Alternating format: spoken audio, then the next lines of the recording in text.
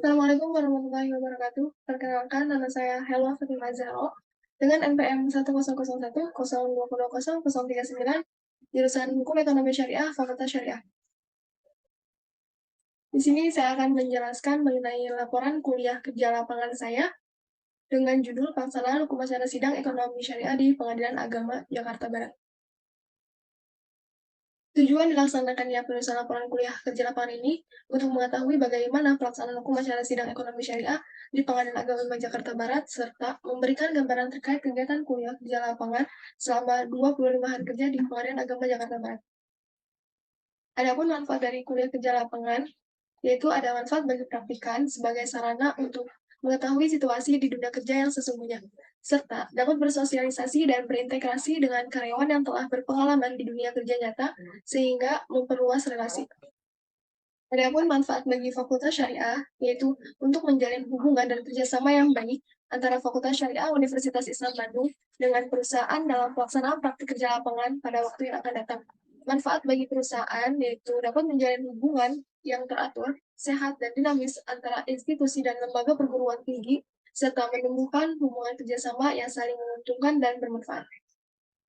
Lalu selanjutnya adalah pengadilan agama, merupakan pengadilan tingkat pertama yang bertugas dan berwenang memeriksa, memutus, dan menyelesaikan perkara-perkara di tingkat pertama antara orang-orang yang beragama Islam, baik di bidang perkawinan, kewarisan, wasiat, dan hibah yang dilakukan berdasarkan hukum Islam, serta wakaf dan sedekah sebagaimana diatur dalam pasal 49 Undang-Undang Nomor 7 Tahun 1989 dan Undang-Undang Nomor 3 Tahun 2006 dan Undang-Undang Nomor 50 Tahun 2009 tentang Peradilan Agama. Lalu selanjutnya adalah sejarah Pengadilan Agama Jakarta Barat.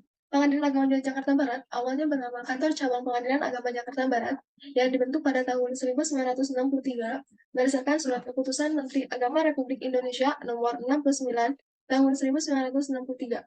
Sebelumnya, di Jakarta hanya terdapat 3 pengadilan agama, yaitu Kantor Pengadilan Agama Istimewa Jakarta Raya sebagai induk, lalu yang kedua Kantor Cabang Pengadilan Agama Jakarta Tengah, dan yang terakhir yaitu Kantor Cabang Pengadilan Agama Jakarta Utara. Semula pengadilan agama di Jakarta berada di bawah Mahkamah Islam Tinggi Surakarta. Kemudian pada tahun 1976, setelah dibentuknya cabang Mahkamah Islam Tinggi Bandung, berdasarkan surat keputusan Menteri Agama Republik Indonesia nomor 7 tahun 1976, tanggal 16 Desember 1976, pengadilan agama di Jakarta bersama semua pengadilan agama di Jawa Barat berada di bawah Mahkamah Islam Tinggi Bandung. Selanjutnya pada tahun 1985, Mahkamah Islam Tinggi Surakarta yang sudah berubah menjadi Pengadilan Tinggi Agama dipindahkan ke Jakarta. Berdasarkan surat keputusan Menteri Agama nomor 61 tahun 1985, tanggal 16 Juli 1985, yang realisasinya baru terlaksana pada tanggal 30 Oktober 1987. Dengan demikian, secara otomatis, semua pengadilan agama di wilayah DKI Jakarta berada di bawah Pengadilan Tinggi Agama Jakarta Barat. Visi dari Pengadilan Agama Jakarta Barat itu sendiri yaitu terwujudnya Pengadilan Agama Jakarta Barat yang unggul. Lalu misi dari Pengadilan Agama Jakarta Barat, yang pertama, menjaga kemandirian Pengadilan Agama Jakarta Barat. Lalu yang kedua, memberikan pelayanan hukum yang berkeadilan kepada pencari keadilan. Lalu yang ketiga, meningkatkan kualitas kepemimpinan Pengadilan Agama Jakarta Barat. Dan yang terakhir, meningkatkan kredibilitas dan transparansi pengadilan. Demografi Pengadilan Agama Jakarta Barat, secara geografis, letak kota administrasi Jakarta Barat berada pada posisi antara 160 derajat sampai 480 derajat bujur timur dan 60 derajat sampai 12 derajat lintang utara.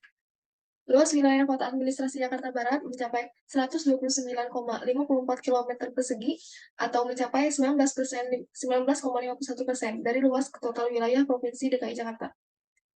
Jakarta Barat merupakan salah satu wilayah pusat industri di Jakarta, ditandai dengan terdapat banyaknya pabrik-pabrik pengolahan industri ringan, tekstil, maupun bahan-bahan kimia lainnya.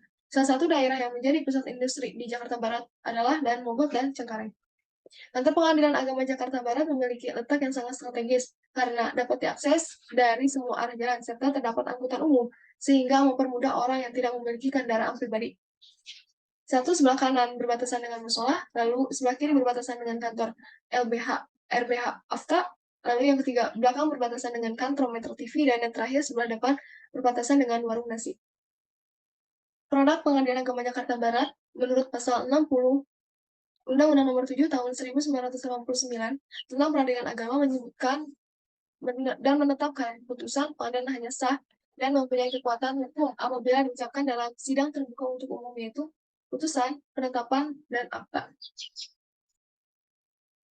Jenis pelayanan pengadilan agama di Jakarta Barat yang menjadi kewenangan pengadilan tingkat pertama berdasarkan Undang-Undang Nomor 3 Tahun 2006 tentang Peradilan Agama. Pelayanan pengadilan sebagaimana tugas pokok dan kewenangan pengadilan agama di tingkat pertama yaitu penyelesaian sengketa perkara di bidang peradilan agama. Pelayanan pengadilan sebagaimana tugas pokok dan kewenangan pengadilan agama di tingkat pertama yaitu penyelesaian sengketa perkara di bidang perkawinan, waris, wasiat, hibah, wakaf, zakat, infak, sedekah, ekonomi syariah. Pelayanan publik meliputi antara lain yaitu pelayanan informasi, pelayanan pengaduan, dan pelayanan mediasi. Pelayanan pos bantuan hukum, pelayanan sidang di luar gedung atau sidang keliling, dan terpadu. Pelayanan administrasi perkantoran di bidang umum, keuangan, kepegawaian, serta teknologi informasi pelayanan lainnya. Antara lain, memberi nasihat, dan lain sesuai kewenangan lembaga peradilan agama. Pelaksanaan hukum acara sidang ekonomi syariah di Pengadilan Agama Jakarta Barat sebagaimana yaitu meliputi langkah berikut yaitu pendaftaran, pemeriksaan kelengkapan gugatan sederhana, penetapan hakim dan penunjukan panitera pengganti, pemeriksaan pendahuluan, pemeriksaan sidang dan perdamaian, pembuktian, dan yang terakhir adalah putusan. Terima kasih atas perhatiannya. Wassalamualaikum warahmatullahi wabarakatuh.